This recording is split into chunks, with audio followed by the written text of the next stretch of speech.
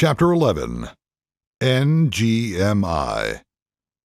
Early in the existence of the bow-tied jungle, an acronym was introduced, NGMI, or Not Gonna Make It. Let's look at 4 examples of well-credentialed NGMI policy. First, compare what Russian high school kids read with what American high school kids read.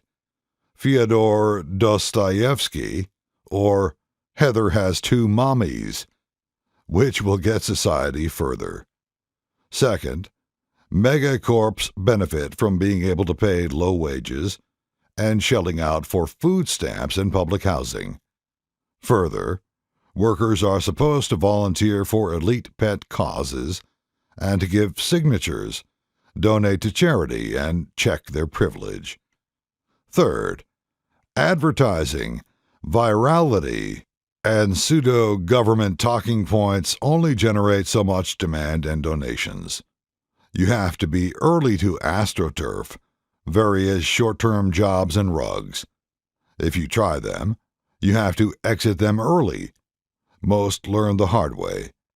The trades and being self-employed is better than hopping on MLMs and short-term ventures.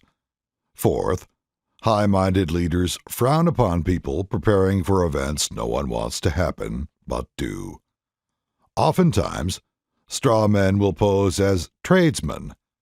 What they're saying is, keep your political discussion at an infantile level so you don't outshine the master. I say, outshine the master, or we all get a dystopian prison planet. Chapter 18. The Hot Hand Fallacy and Strawmen. The hot hand fallacy doesn't just apply to investments. A collective can canvass a business, bar, or school and find victims, or maybe we should just say customers. The victim could be cold approached by a person saying to try some new great product. Then the hapless guy finds another straw man and another straw man. If the target customer thinks the mentions are organic or natural, he may buy or be swayed. A sales funnel online can do the same thing. A cable news network can do the same thing. What explains the failure of a hot hand ploy to work? The mark may have experience or knowledge the marketer doesn't. The price of the product could be too high. Someone could have preempted the marketer. The salesmen or strawmen may not convince everyone they are reputable. Since 2012, I've had dude bros approach me. They'll ask if I'm still with the Tea Party. They'll mispronounce my name. There are other subliminal clues. I can usually read who is a Clintonista Christian by looking at them.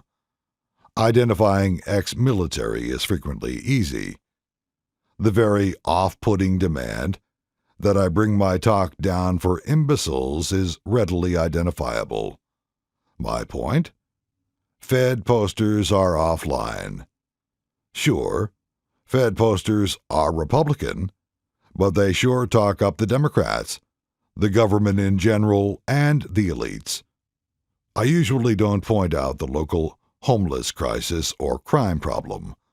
I'd never point out the labor shortage is a thing, or point out the poor roads, or the mafia wannabe locals. My hypothesis about the strawmen sounds remote, but think about it. There is no huge rift between the Federal Reserve and the World Economic Forum.